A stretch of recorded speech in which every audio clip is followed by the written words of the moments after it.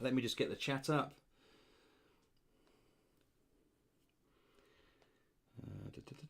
So, today, going to be talking some 2d6 dungeon, 2d6 realm content. Here we are. Testing 1 2 3. Testing 1 2 3. Say that. How's that sound? Good. Okay. Right, we've got some glare going on down here. So there might be some glare. I think we're okay. Might be off that. That's that. Good. Mikhail, how you doing? Good evening. Vic, how are you doing, my friend? Loving your maps. Good work. David, how are you doing? Loving your content as well. Your maps look awesome. Good to see you on the old Facebook page. Good stuff. So, what I thought I'd do today is talk about some new rules that are coming in and look at building some how to build stuff, maybe go over the rules a little bit, look at the cards because they're now done, just to sort of give you a bit of an overview maybe on constructing within the up and coming game. Scott, good to see you. I'm on level 5 and it's been wild. Fantastic. There's actually a solo adventurer on YouTube who's done his 40th video in 2d6 Dungeon. And I sat down to watch it early on. And I started to watch it, started to do the recap. And I haven't actually watched the rest because we had dinner. But I will get into that. Everybody else should get in there and watch that. It's a bit of a summary of his character getting to become a legend. I don't think anybody has done a video that takes them to level 10. We've got quite a few people kind of early stuff, but this guy is pretty serious. Mike, good to see you. John, how are you doing? Kirill, good evening, good evening. Yes, and clearly it is a different day, a Friday. Largely because yesterday I really was not feeling it. I had a bit of a headache, and I just don't think you can go into something like this feeling a bit off, because people are just looking at you, and you've got to be like, I'm okay, honestly. So yeah, so a bit today, but Fridays, I don't know, I'm feeling a bit of a Friday vibe here. It's not so bad. Not so bad. I don't mind a Friday. It's not like I have a social life or anything. Kiel says, hope you're feeling better, Toby. Yes, keeping us on your toes. Yeah. Oh boy. Yeah. There's been a lot of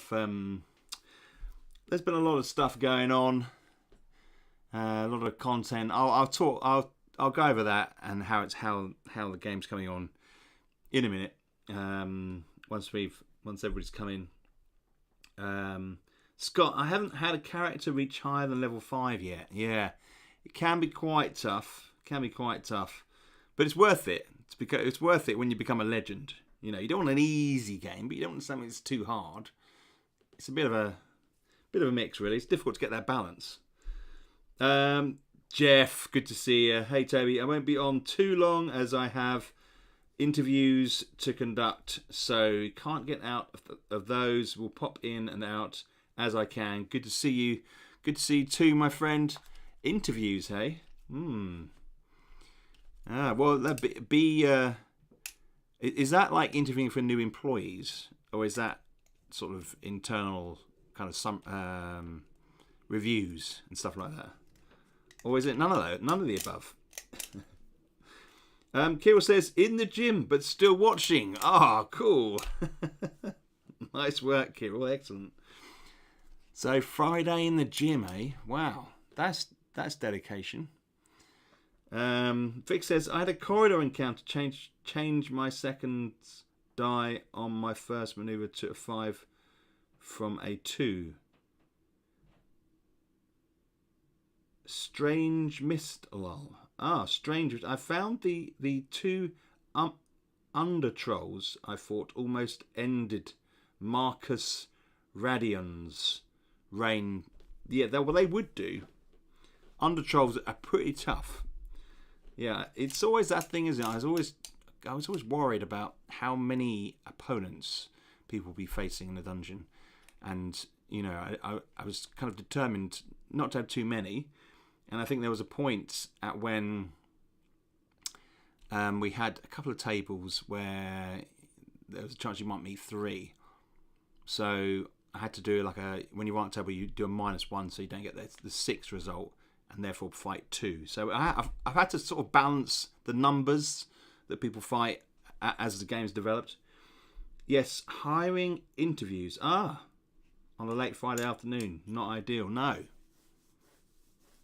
definitely not. Wow. Yeah. I've done a fair few interviews over my time, but I never interviewed on a Friday afternoon. Fantastic. Yes.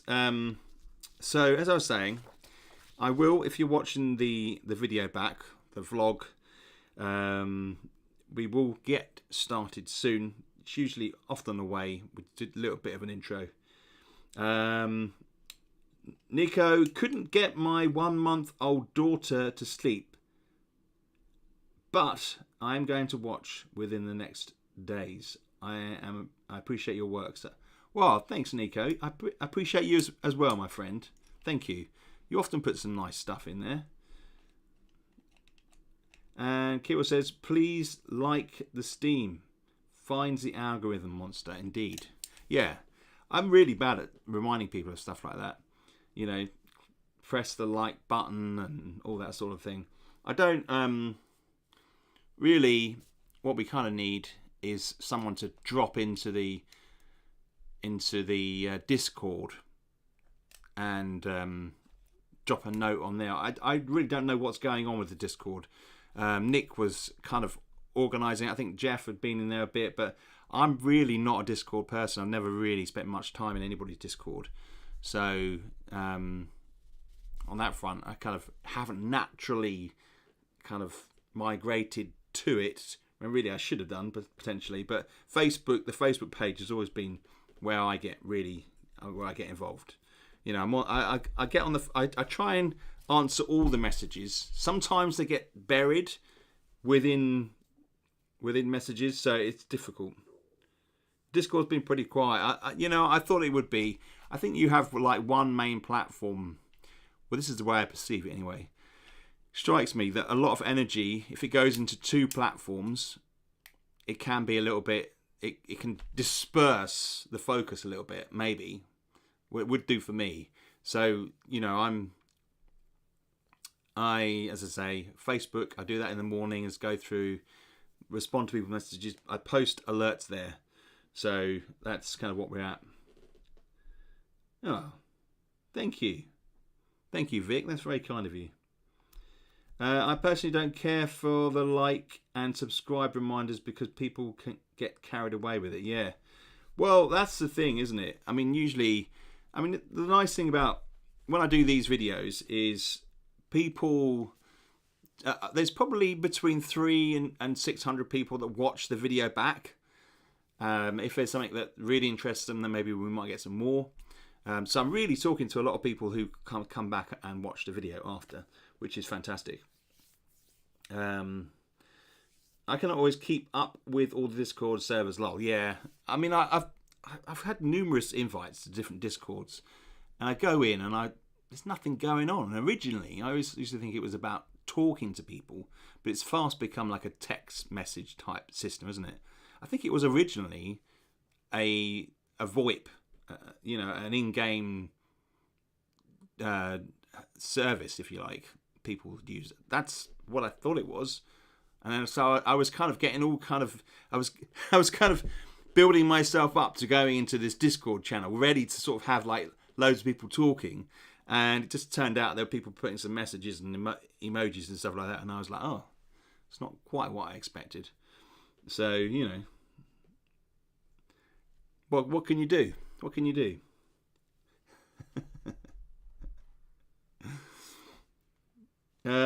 Discord reminds me of the old message boards which became forums. Then years later, it's now Discord. Yeah. I think I think, as I was saying, you know, people correct me, please, if I'm wrong, but I think it was like a chat service originally. You know, potentially. So, how's it been going on the old development front? Well, it has been pretty intense. So let me wait. Is there a Discord server for this now? Brett, how you doing, my friend? There is a Discord server, and it would be great if it did pick up for people. Greetings from Iowa. Glad to join you today, Paul. I'm glad you're here, my friend. Thank you. What was I just talking about? Yeah, this week. So how's this week been? Vic might drop the link in there for you. It has been a lot of work. I mean, I'm loving doing it.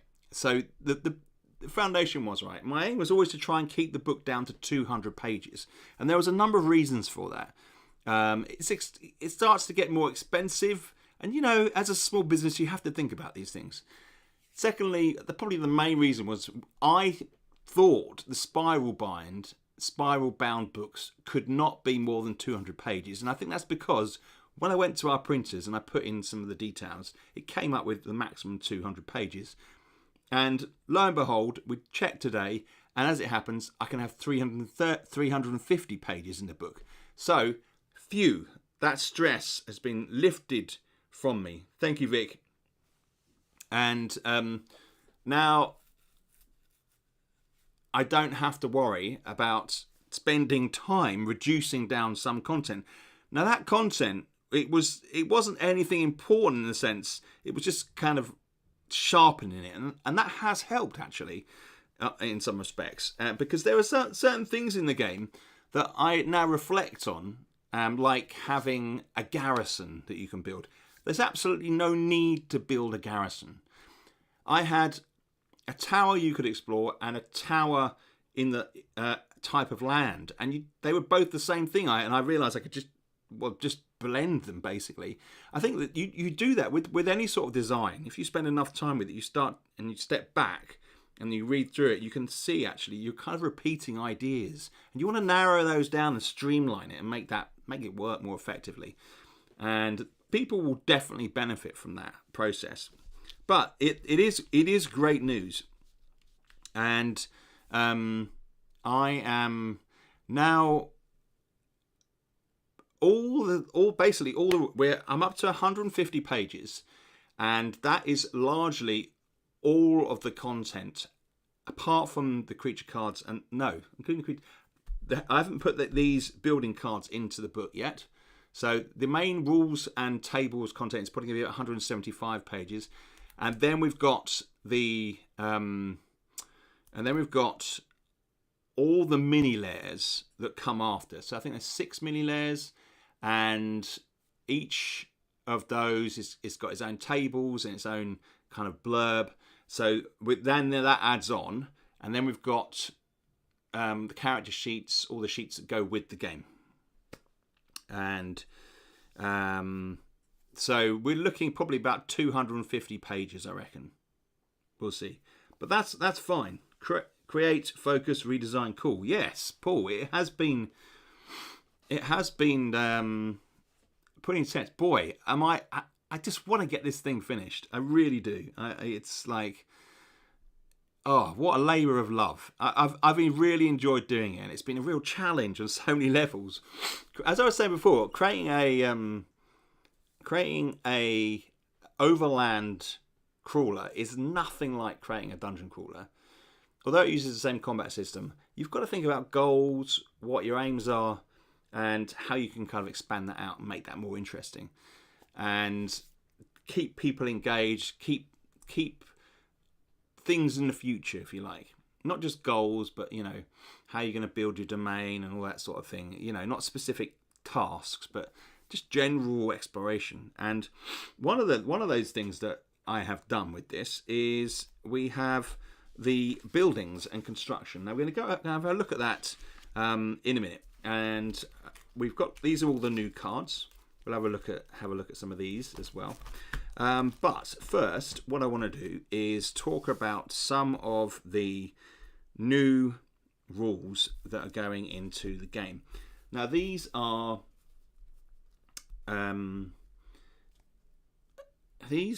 once you implement the overland expansion, these rules come into play. Apart from one rule, which we're going to talk about first, which is kind of quite a key change in the sense how you manage experience points. Just bear with me a sec. I just want to see if I've got a sheet down here.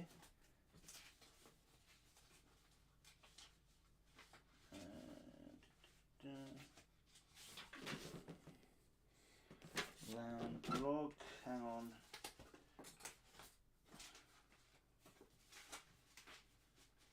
Here we go. Got some other sheets in here. They're not the right ones. They've been updated. Yeah, just bear with me a moment. Sometimes you think you printed everything off and then you haven't.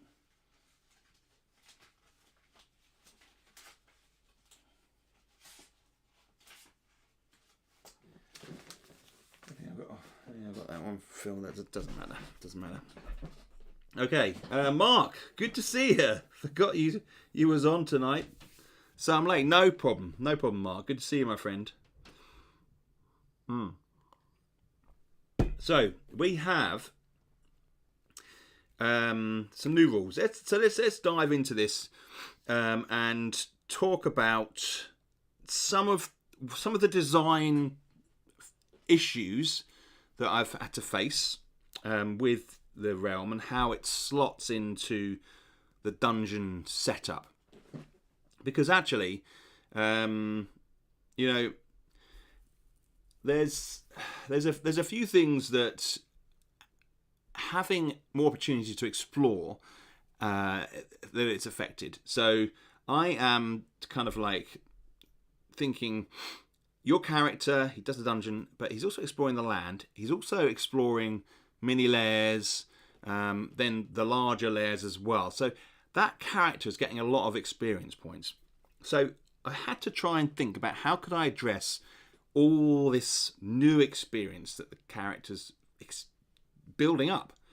And it to a certain extent, it means that the character is doing 4 levels of the dungeon, and then coming out, exploring, encountering some powerful creatures, or a lot of kind of lower level creatures, and they are leveling up much more quickly than the balance allows for in the dungeons. And they're going back to level 5 of the dungeon as a level 7 character. You know, so I wanted to try and address that to a certain extent and see what we could come up with. Now, I've been bouncing stuff off Jeff.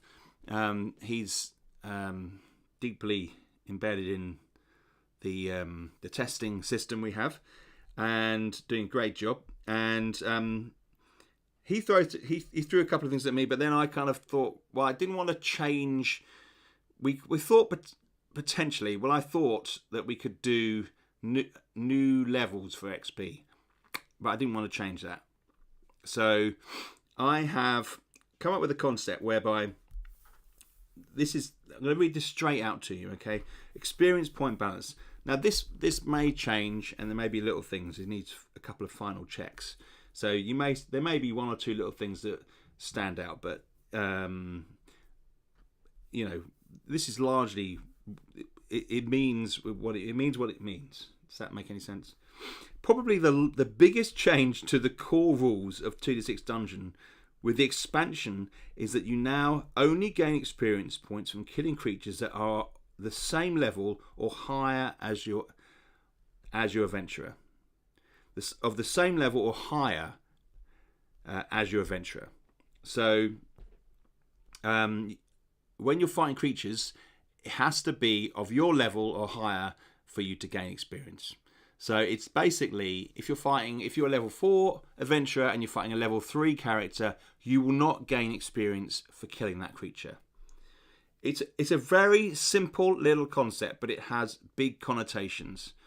So if you're level 5 and you're going back into the dungeon at a lower level, then you aren't going to gain experience for that. So you're not going to suddenly elevate as you explore that dungeon until you get to the level where the creatures are the same as you.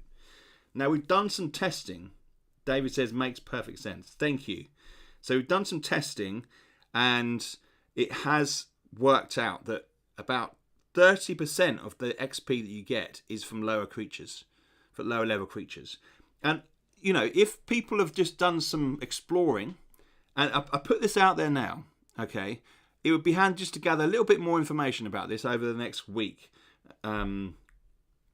In fact, I was talking about where we're at with the game.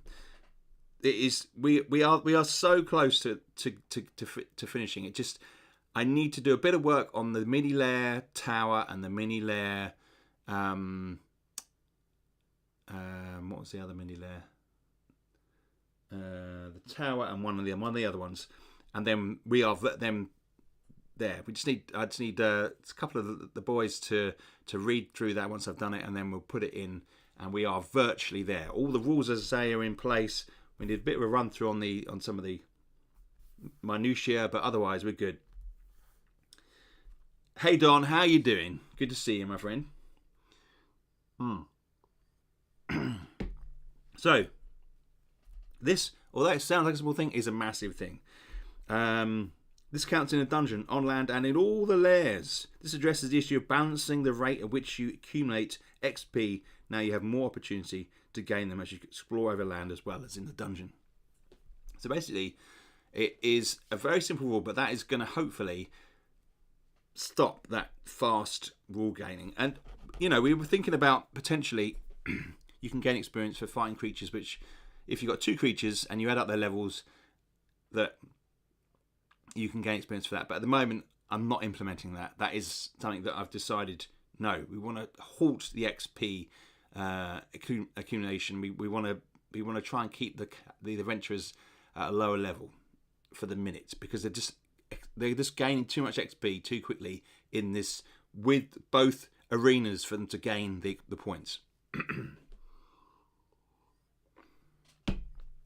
So yeah, anyway, I was saying, if you've just done a level or 2, if you can, if anybody's out there wants to do this, just as a little testing, if you can look back at the creatures that you fought and the level that you are at, and have a look at whether you are gaining XP from creatures that are lower levels than you, and if you are, how much of it is, and if you go even further, if you know the rough percentage of XP that you were gaining from lower level creatures.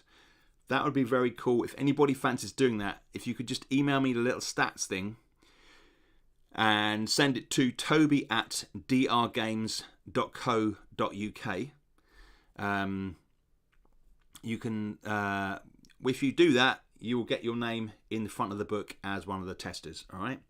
So a little bit of incentive, and a little bit of a, thanks as well. A little bit of thanks. I think I try and include anybody who gives me feedback gets put into the book. So that's important. Your name will be there, which is fantastic. There's a couple of other things there I'll try and remember to talk about as well. So, yeah, that'd be cool if anybody's got that. My throat is getting a bit sore.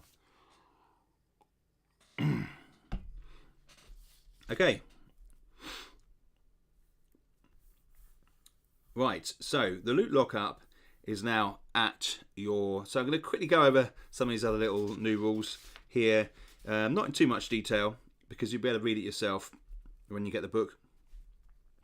Digital, hopefully very soon. And then once we've had the digital out there for a week or two, and people have had a good look through it, they may throw some typos up potentially. It's been gone through a lot. Maybe a few questions that made me think about how stuff is laid out, or whether we need any more pictures and everything like that. So just then we will then send it off to print, and then we are in the throes of the final stages of getting this done. So some of the other ones that's probably worth having a look at here. Experience points beyond level 10. So if you're level 10, don't stop counting up your experience points. They are when I do the legendary dungeon expansion at the end of the year, which is the second project we've got coming up. So we've got a skirmish game in a month or two that we will kickstart, and then we're going to do to give me a break from 2d6, and then towards the end of the year we're going to have 2d6 legendary dungeon, and there will be a way of using the experience points that you save beyond level 10. Okay, so make sure you record those. Okay. Nathan, I'm starting level 2. Will take notes for you. Thank you, Nathan. That's very, very kind of you. Yeah, I need that information in the next couple of days, if possible. As it happens, we are away at a family party this weekend, so I'm not being able to get much done, which is really nice, because I usually work straight on through the weekends as much as I can. We go to the gym on Sunday mornings, and I am talking about the Keel's gym reference earlier on, and so I'm not going to get as much done. So if stuff comes in, it'll be there for me to sort of really look at, maybe Sunday evening or Monday morning, which will be cool. Legendary dungeon, floors and walls are all made of gold. Could be. How are you doing, Frank? Good to see you, my friend. Bill, how's things? Excellent. Bill is a member there. Fantastic. Thank you, Bill. Awesome. So, yeah, exciting. So, experience points level 10. Now, we can also, there's going to be an option for recruiting liberated prisoners, given a certain circumstance within your realm. If you need new workers or have a space within some of the land or some of the property in your land, potentially liberated prisoners could join you if you want them to.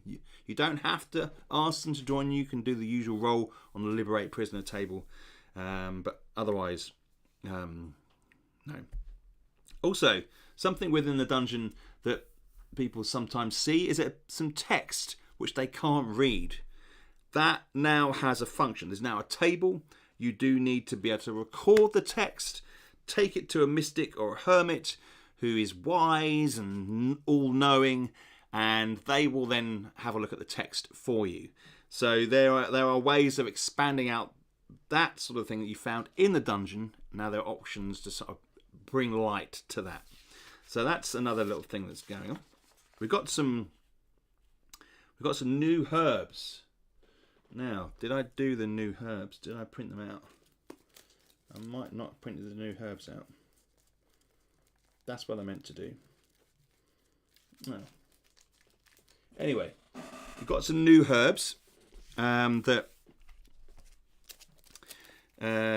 people would have seen on the update, hopefully. It's gone on Facebook. Now, these herbs, I was thinking, how can the new herbs kind of expand the overland experience rather than necessarily the focused adventure experience? I wanted the herbs to improve the morale or crops or kind of, it might be some almost like a fertilizer that improves a crop. So the new herbs have a land-based function, but they still have value. So if you don't use them in a land and you're just adventuring and wandering through the land, then you don't have to use them in that respect. You can sell them, and then potentially, you can potentially grab some new armor or something like that. So there are new herbs. There are also new mushrooms. And now these mushrooms, you can see there's a little copy of the card there. This little card comes in the deck of cards that comes with 2d6 Realm. So you've got some stuff here. Vic says, I've been lucky making drying powder with herbs to save me from being soaked so far. Fantastic! Vic, that is great to hear. Thank you. Sometimes it's funny because I'll put a little thing like that in the game and I wonder to myself, do people ever use that? And the drying powder is one of those things, and I'm like, has people ever make that? And well, there, lo and behold, Vic, that is fantastic. Thank you. Thank you for saying that. I love hearing little things about how the mechanics can be used effectively. It's a bit of a relief, but it's quite satisfying as well. So that is so the mushrooms are there. They have different functions. Some of them heal, so you've got more healing options, increased strength, and give +1 damage. You've got precision, awareness, and one that affects +1 to the flame jar potion bomb. So the potion bombs are expanded out slightly, just give it a bit of an edge. So that's fantastic. So there's some new. There are more. I just thought I'd just print those 2 pages out today. This is from the book, from the rule book. So fantastic. Now there is. I thought I'd point out. Have I got one here? Hang on a minute. Just bear with me 1 minute, people. I'll be right back.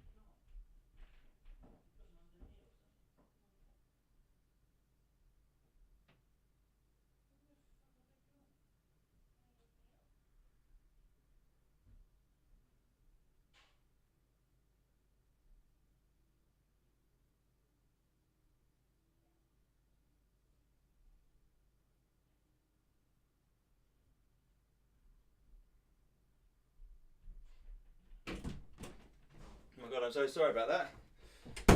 Right, back. Hopefully everybody's still there. Sorry about that, people. Right. Right, so we have a new product here. It's well, a product, I don't know, it's a card. This is the Blood Cult card. This is being sent out to the winners of the competition. It's kind of there. It's available on the website now. You can pick it up there. It's basically it's 4 level 1 characters, and the Blood Cult Mauritania calls to its followers, and the blood ritual event begins. 4 types of enemy worshippers have been affected by the religious fervour becoming enhanced and full of rage. Consequently, they are now stronger.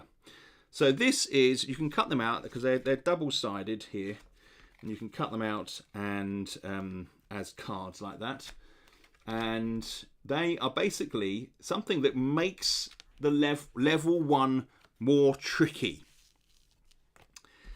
And they have some new skills and some new damage, and their stats are up. So it's the Crazed Preacher variant, the Cultist variant, we've got the Cleric variant, and the Infernal Monk variant. And it just means that when you're in the level 1, sometimes if you've leveled up a bit quickly in level 1 because you've got a big level, say you've done it like 30 by 30 or something like that, and you're finding you've leveled up quickly, you've encountered a barrack knight or something, and you survived, you can say, right, Muratani, yeah, the blood ritual begins, and suddenly all these guys, these cultists, they're infused with this energy, and you can try and you get extra XP. It's gone up slightly, and the treasure is there's some red dye, a red statuette, a red mental whip scroll, plus 5 damage. So there's some special little things to go in there. That is available on the website. Now, I'm not saying go in there and buy it by any means. I want to make you aware this is the sort of thing you might want to add to one of your products. Okay, if you're buying in the future or something like that, you could tag that on. It's like the bookmarks. They're ephemera that you know. We can still obviously post out if you fancy, but I wanted to make sure that everybody was aware that is available. Now, the people who won the competition, as I say, for the community competition, the community awards that were 2 weeks ago, I'm sending this out to you. I'm also going to be sending out a special community event card printout with those as well. So there's a few little things going that way. I'm basically building up a series of events and stuff like that, which at some point maybe they'll go into a book further down the line, or they'll just be but it's official content.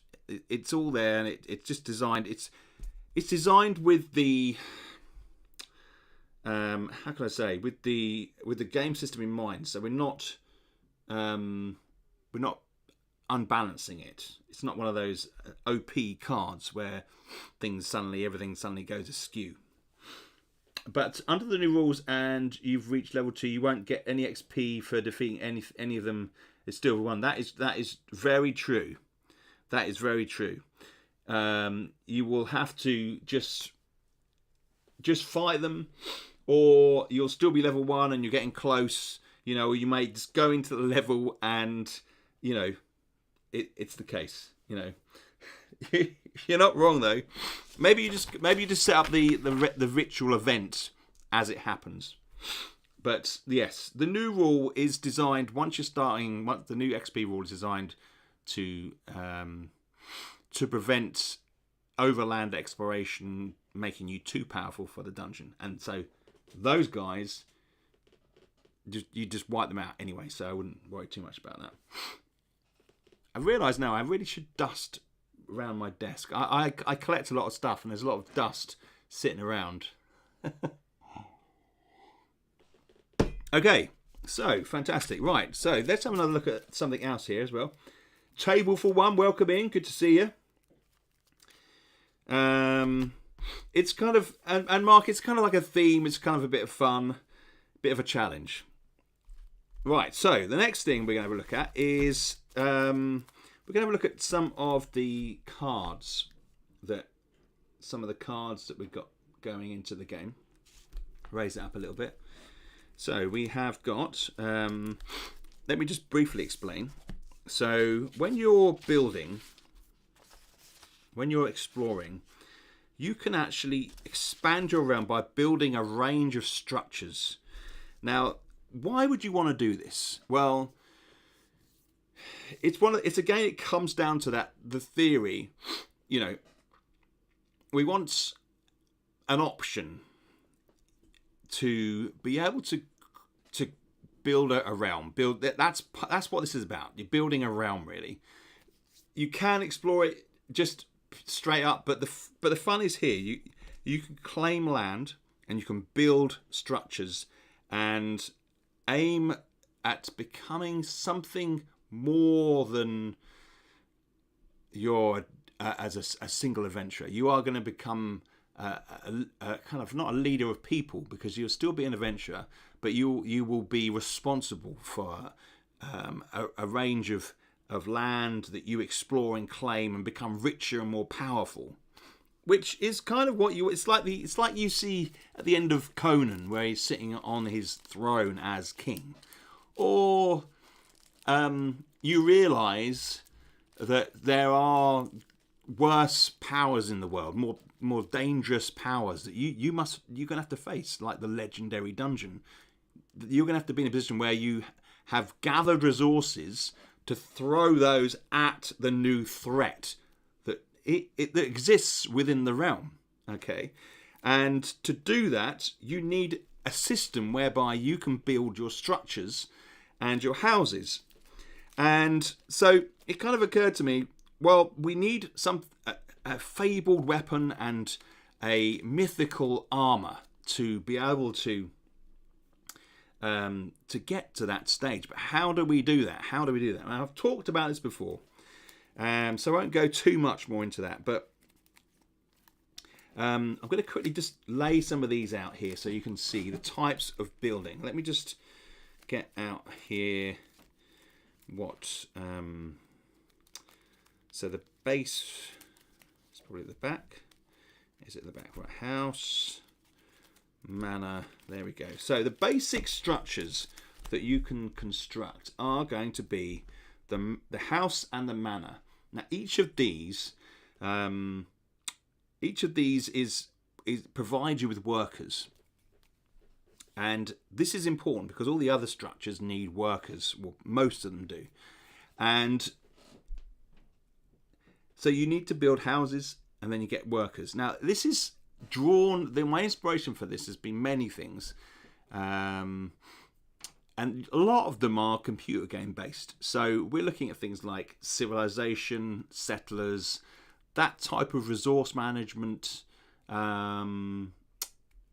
What's the medieval village? What's it called? Medieval settlement, medieval settler, something like that. So there's a whole bunch of games which I'm thinking, right, how can we manage this? How can we do this? We need workers. I get more and more excited for this game with each update. Thanks, Brett. Well, we're very close now. It's there as a kind of like a whole thing. So you get your houses and your manors. Right, then we get things like, let me just, farms and fisheries. All right. Now, as you claim land, you're paying tax on the land because Baron Cragfleet he's kind of like the lord of the land, and you have to pay tax taxes.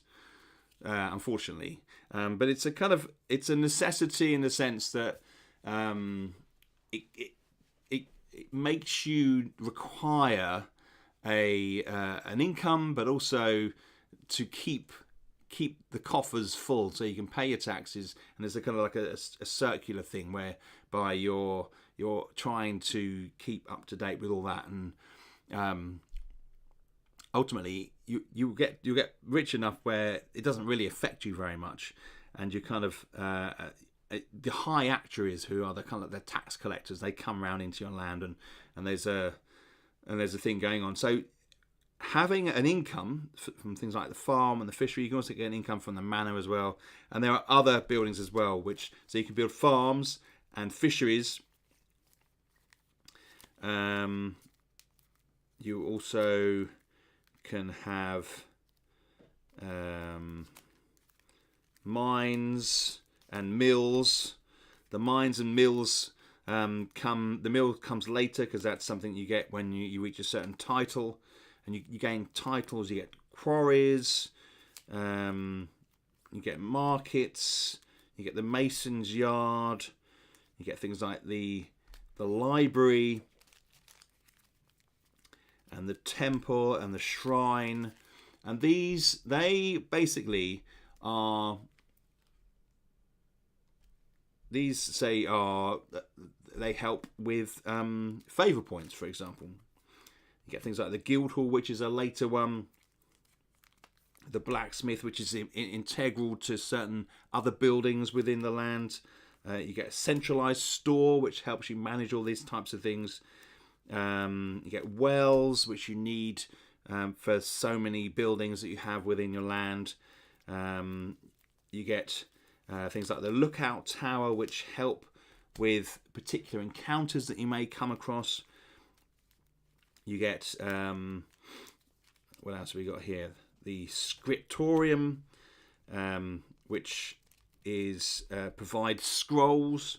So roll on the scroll table once you get certain levels of this building, and most of the buildings can go up levels as well as you pay more to improve them.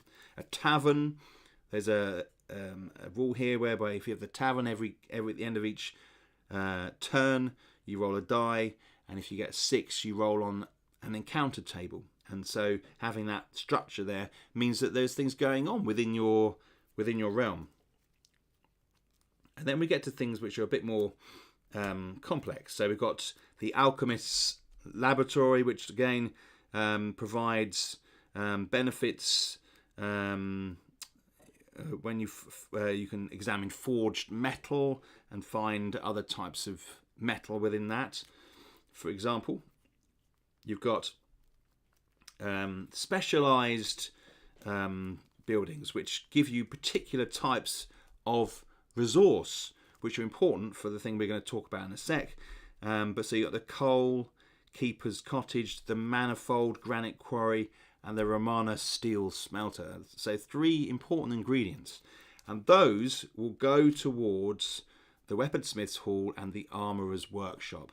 And it's at these locations that you will be building your mythical armour and your fabled weapon, which you need for the end game, for making those so you can then go on to fight in the legendary dungeon, because these give you special attacks, special powers, and so all these other structures kind of lead to these more complex structures within your land, and you ultimately end up being able to kick ass at the end in the legendary dungeon, which is kind of where we're heading to. Yeah.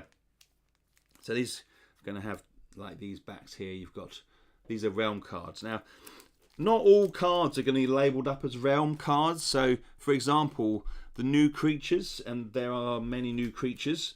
Here's just some of the creatures that I've created so far.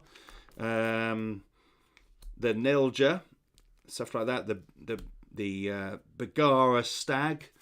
We've got a turncoat, Sharzelza. We've got giant spiders. We've got some of the stuff from the haunted house.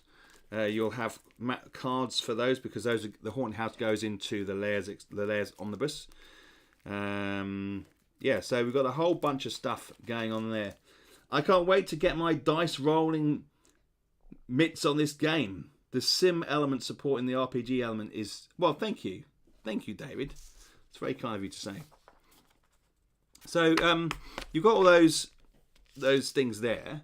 Let's have a little look at a few points in the rules. Now, I appreciate that I'm just throwing this out at you. I'm just trying to give you a bit of a flavour of some of the content for the game, and the kind of the excitement that I'm feeling. And I just can't wait to start to hear everybody's stories about how their land is growing, the questions they may have, and how that is sustained, how the campaign sustains over a certain amount of time. It's going to be fascinating to hear people's stories. It's going to be really cool. So we've got some stuff here. So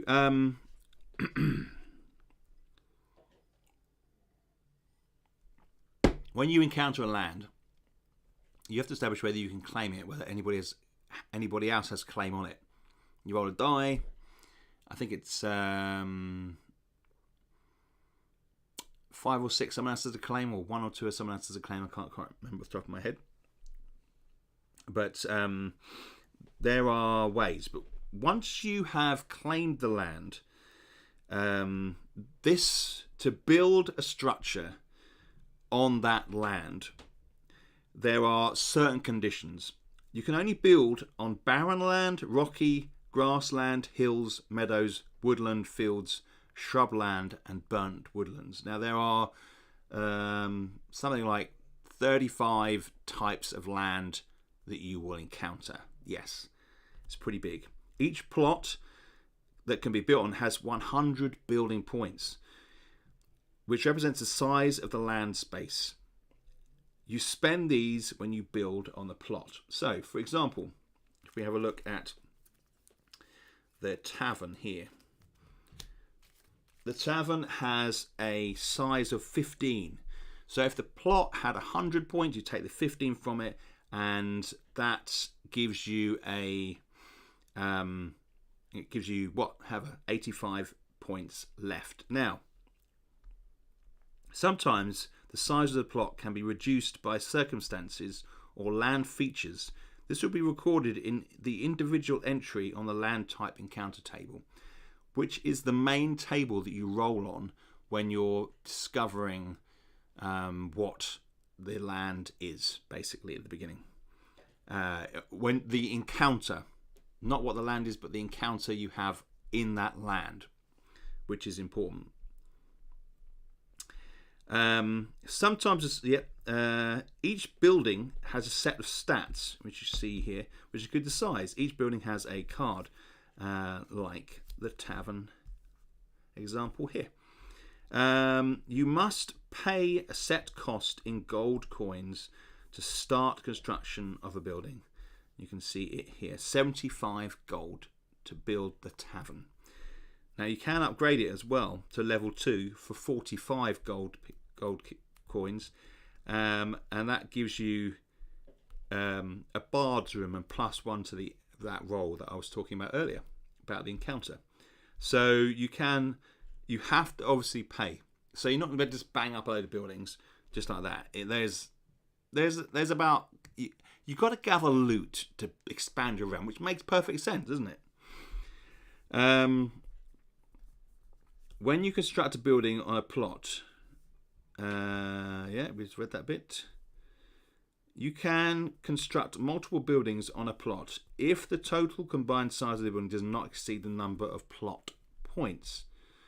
Building points. Each building will benefit the realm in some way. Okay, so there's a reason for having these buildings, as we were talking about earlier. Most buildings will increase the rank of the plot. Right, so each plot that you own has a rank, usually sort of between 2 and 6. That is the amount of silver coins you pay at the end of the turn. And you add all these up, and that is your taxes for the end of the turn, based upon the lands that you own. But if you have buildings on those plots, it also increases the rate of tax on that area. Now, we have sheets which some of you will have seen before, and haven't got one here at the minute, but you list your buildings and then you add up your tax and you pay it. Nathan says, I love this game because I feel like I'm playing a choose your own adventure game book. Exactly. There's a lot of inspiration from fighting fantasy. So, although the Overland is quite different in the sense it's much more sandboxy. So, the more buildings will increase the rank for the plot, and therefore the taxes paid on the plot. See paying taxes below. Each building, like your characters, has health points, which is another important thing here. When you start constructing a building, add it to the appropriate sheet. Tick the first health point box. For houses and manors, use the house and manor building register.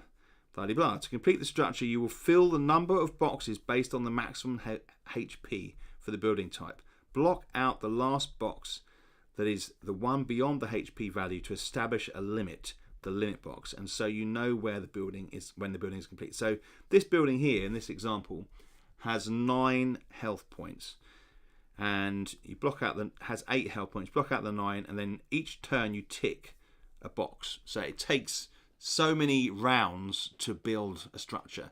You basically, as long as you've got the workers available, they will build their own structure with the resources that you provide. Okay, this is the amount it takes to build the structure. Yes. Once once built, you gain the full benefits from the structure. If the building takes more than 2 points of damage, it is non-functional and must be repaired before the benefits of it can be used again. This again shows it up here, and we will go into this a bit more when we do a bit more play testing, and people will see this rule book for themselves very soon.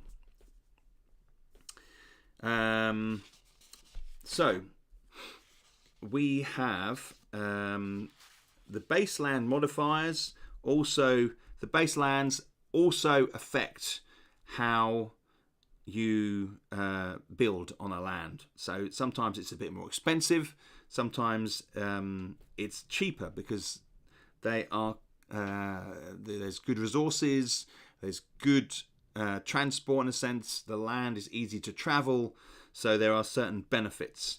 And some land also benefit particular buildings, specifically lakes and fisheries. So there is that. But you say, so you can build structures, you get workers in there from your houses, but it's not always that straightforward, because you can also get building unrest. Houses and manors are subject to building unrest. When you build a house, the spare HP boxes, which are not used for health points, are designated to unrest points. This does not include the limit box, which is filled in, which we talked about before, which is the filled in box that marks the limit of the building's health points and serve as a barrier between health points and unrest points. That will become clearer. Boxes beyond the limit box are used to track unrest points. Now you can see on that previous image here, this area here is for unrest. In fact, I think there's an image after this on page 20. No, there isn't. We will have to add an image here. See, this is the thing. This is the thing. Add image. Example. I could have sworn there was an image example. Maybe I just missed it out. I'll double check that though. When the building receives unrest, tick one of those boxes to the right of the limit box. When these are maxed out, the building is destroyed by unrest and the workers leave the house and your realm. Make sure you remove the workers assigned to the destroyed house or the manor from their assigned workstation. More on unrest in the realm wellness section. So I didn't just want buildings built and left. I wanted an organic history to these structures. I wanted to be able to create something where you could change, it could flux and change. It could be that you're an adventurer, you build your armor, and then your realm runs down, and you end up not with much, and you head off towards the legendary dungeon. It could be that you leave your realm as it is and come back to some a kind of a realm which is prosperous. So there are ways of losing buildings, and there are ways of encounters that you experience, events where things invade your land, bandits, trolls, and they destroy certain structures or damage certain structures. And as you see, you have to you keep track of it. And now there's a number of sheets. I'm not going to get them all out now, but you kind of monitor and manage that as you go. So yeah, ghost towns maybe Nathan. I mean that would be your own narrative. Dwayne, good day, Toby. Late to the video. How you been? I am fine, Dwayne. Thank you for asking. I've just been going over some of the stuff that's come out, some of the new content, some of the new rules, which you better catch up on if you watched a video about my friend. And yeah, no, I'm feeling really positive. I've got a little bit of work to do on the mini layers, and I think we're largely there. We are largely there. I'm going to be able to have the PDF. It's 150 pages already. I'm just really pleased with how it looks. I think maybe you've got to put one or two more images in there. Send it out. Then for a week or two, we'll have people reading it, seeing what they think. Testers will have it again as well. It's just nice to have it as a PDF with the graphics in, so that people can sort of just scroll through it and play it. And then when I test it next week, I think it'll be next week, I'll be doing some more testing. I will have it on the on my tablet as well. I can flick through it and have a look at it. Reminds me of the old D&D games we ran, building strongholds. Could have encounters or things that go wrong. This will be an awesome addition to create a full world for your adventure. That is it. Hopefully, Vic. Thank you. Nicely put. Yeah, I think we're looking at, trying to make it as complete and organic as possible. So that you feel like you're running a kingdom or a realm, as the case may be. And it's kind of, I hope it's challenging. I hope it's satisfying. Time will tell. It's definitely something that you could run and run and run. Just keep running for hours and come back to it, do some more, and it'd be fascinating to see whether people will run their realms for years and years and to see how it turns over. And ultimately, there are different mechanics for making better fabled weapons and mythical armor. So you might want to just push on and make as good a weapon and good armor as possible. And that would be facilitated by having a successful kingdom. Realm, I should say. Strike that word from my head. And we will be in a position where you'll be able to find more resources, because that's key. Because you need resources to build particular elements of your weapons and your armor. So fantastic. And it's all coming together. Fingers crossed. Yes. Fantastic. So, I was not sure about this rule, but if you enter a dungeon, does your realm not get affected till you return, or do you run turns in sync with your realm? If that makes sense. Well, so I've been thinking about this as well. A really good question. So we've had a few people ask me this. And the way I think about it is, right, if you're in the dungeon and you're battling through rooms, it's a matter of hours, isn't it? So when you're in the realm and you're exploring, a turn is a month. So a turn is split up in 6 rounds. Okay, so you've got 6 rounds, and because 6 is obviously an important number in 2d6. And with those rounds, they're kind of split into the month, but they don't have to be equal. It might be that, say, one's 5 days, one's 1 day, but they all eventually will make up a month.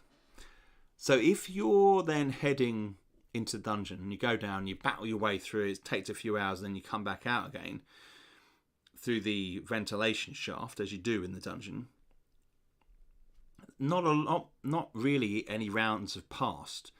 That's how I view it. So it's not like you're spending days down in the dungeon.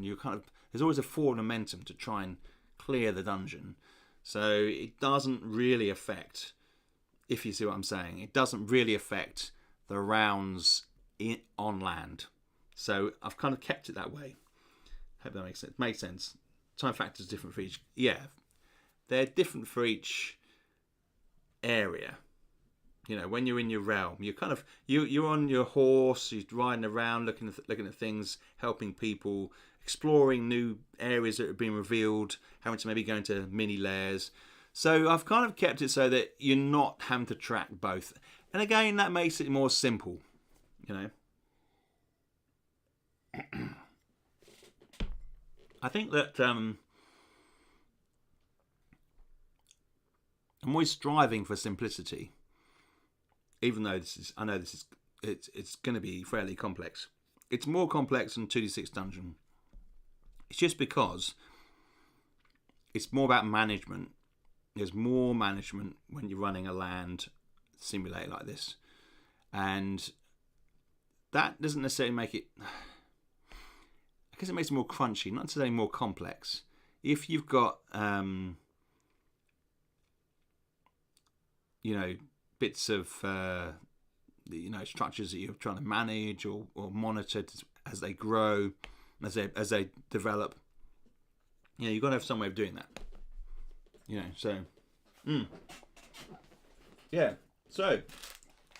there you go. I won't drag on with that too much. We're going to hopefully see more of that in play next week, because I want to be able to build some stuff, have some structures put up, and see how we can manage that. Paul, I'm also interested in using the system to build a set of dungeon levels for me to DM for another player, using this to pre-build realms for developing overland areas. Exactly. You could use this game exactly like that. In fact, we have had a fair few people do that.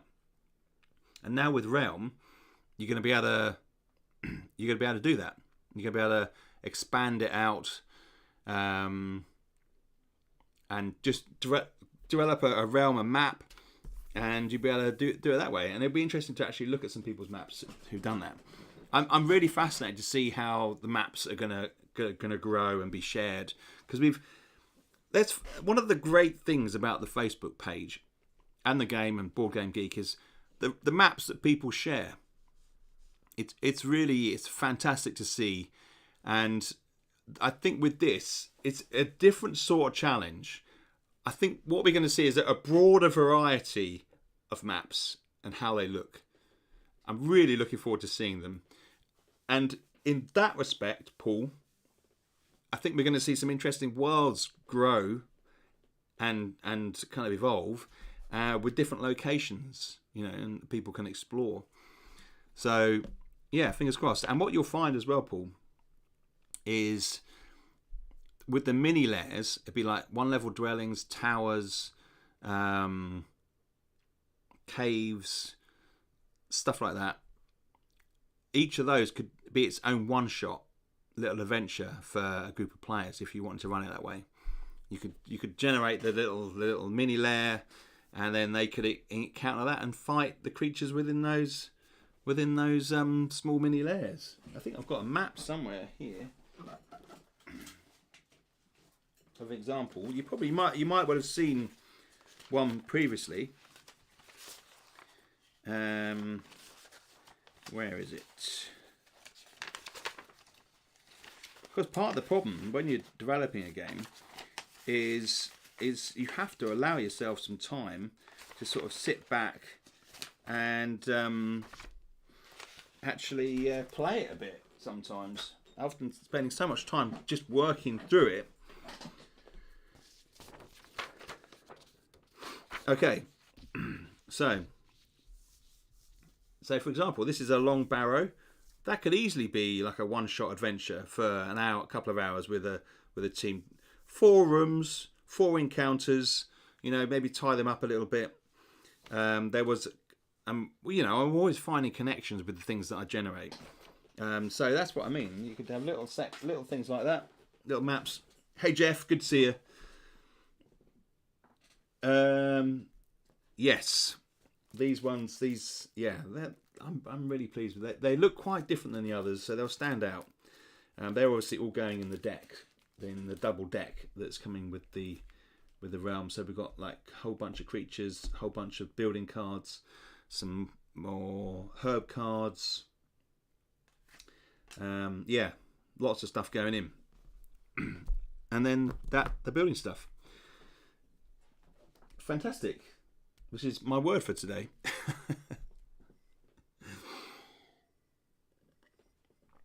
So when we're going to be... So, as I was saying, party this weekend. If anybody's got any feedback on the XP, if you're watching the vlog back, bang that over to me. Because the new rule about XP and not gaining any XP for killing creatures below your level. See if anybody's got any stats on that. That'd be very useful. And then next week, Jeff, I'm going to have the 2 additional layers, which is the tower and the small tomb. That's it. Town, the small tomb. Gonna have those finished hopefully by the end of Tuesday. Send them through to you and Clive for checking, and then I'll put them in the tables, and hopefully, I mean, everything else is done. Incidentally, Lars, as Jeff as well, I found out that the spiral bounds aren't limited to 200 pages. We can do 350 if we want to. So we are all good. So we will. I'm not stressed about that anymore. It's a massive relief. So I'm not reduced to 200 pages. Although we don't want to go too far, because the more pages, the weight and the kind of, you know what I mean, they get heavier. I knew you were going to say that. No, we can't go crazy. We're staying on course. It was never going to be 200 pages, but with the focusing and the redesigning that's gone into it now, it's much smoother, and there's less baggage. Some of that baggage, you know, Jeff, will come back in other forms, but yeah, it's definitely feeling like we're in a really good pace. Okay, right. Has anybody got any questions? Because I think that's about all we really need to talk about. All I really kind of wanted to present today. I think this is the stage when I'm just really trying to focus on getting a lot of it done. Glad that you have the leeway to... Yes, exactly. I'm feeling such a relief. I was getting so stressed about that. The project is huge in a sense. It's been much more encompassing than 2D6 Dungeon. I could have a system. I could do a level. This, it's much larger thing to get my hands around. Really, it's been a tough job, but we're virtually there. And it has been tricky. I've been suffering along the way a little bit, but that is part of that creative endeavor. You know, there's always a certain amount of struggle. If there's no struggle, I always feel like then you're obviously not doing something. It's too easy. If it's too easy, then it's not right. I'll send over the XP data along with more notes. Oh, fantastic, Jeff. I did get your other one. I haven't had a chance to look through it earlier on, but I will have a look through that, and yeah, we'll get it sorted. Yeah. So has anybody got any questions? If you have, throw them in there, and then I'll answer them before we wrap up. So it has been fantastic. Again, a good solid 30 people here, which is awesome. I really appreciate you guys coming in. I wish I could do more of this. Weirdly, my voice doesn't hold out as long as it used to. But I probably will do more of this once we've shifted 2D6 into the print stage, 2D6 realm, because I want to talk about some other projects. The skirmish game that I'm going to do, the expansion for Intergalactic Space Trader, which I'm going to be getting back on in a couple of weeks. Jeff, I'll email you about that, but we don't have to worry about that quite yet. Zelda, how are you doing? Sorry if this has been answered, but is there an estimated release date? So good question, Zelda. So we have the digital. I think is going to be out in a week or two. So it's going to have to go to a few people first, but then I'm going to be looking at the digital pledges, and we will then send that out to people. Sent my late order today. Looking forward to seeing it in person. Nice. Beyond the Free. Fantastic. Good stuff, Paul. Yeah, so I reckon maybe 2 weeks to have the digital wrapped up, fingers crossed. And then we will then, once that's, people have been looking through it enough, we will then start printing. So printing takes about a week to print, and then we send it out to wherever you are in the world. So it can vary from 1 day to 2 weeks.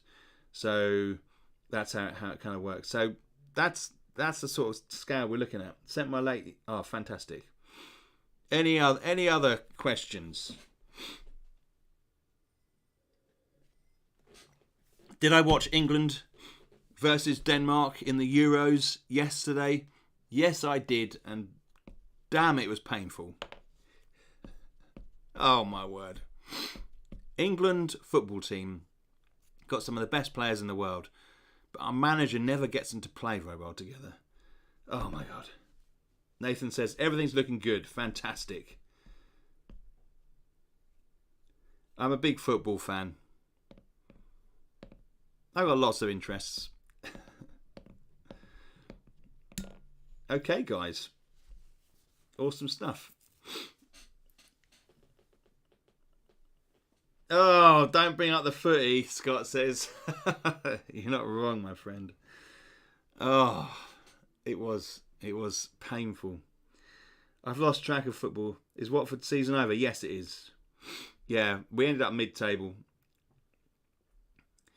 Nathan, good night, my friend. Sleep tight. Don't let the bed bugs bite. And yeah. So Watford's over. We're well into the England game, the internationals, and yeah, the Euros is in the group stage at the moment.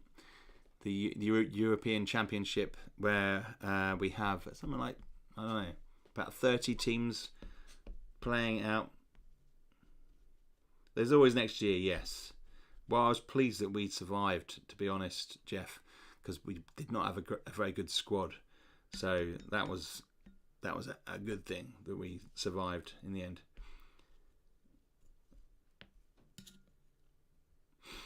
Thank you, David. It's good to see you. Southgate, I am, yeah, definitely in agreement with you. He's too defensive. Absolutely, as a coach. Farewell for now. Bye, Mark. Take care. Okay, guys, I think that's good. I think we'll leave it there. So there's some content for people to look and watch, and I'm going to remember to do it. I don't usually do this sort of thing, but if you haven't subscribed already, go ahead. Why not? And click the like. Maybe leave a comment down below as well. Is that what they say? Is that what we're meant to do? Is that it? Something like that. All right, guys. Take care. I will catch up with you very soon.